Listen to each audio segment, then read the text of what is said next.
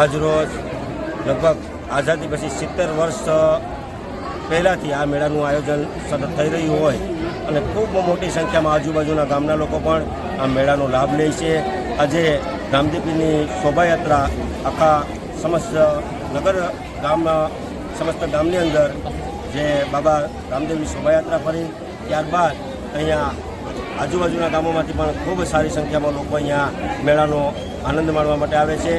અને આજ ખાસ કરીને આજુબાજુના વિસ્તાર અને ગામના સમસ્ત સમાજના આગેવાનો પણ અહીંયા ખૂબ મોટી સંખ્યામાં જોડાયા છે. ખાસ કરીને અમારા કુંદનગીરી બાપુની પણ હાજરી હોય અને વર્ષોથી પરંપરાગત આ વર્ષે પણ જેમ વર્ષોથી અમે મેળો કરીએ છીએ અને આ વખતે પણ ખૂબ મોટી સંખ્યાના લોકો આવ્યા છે.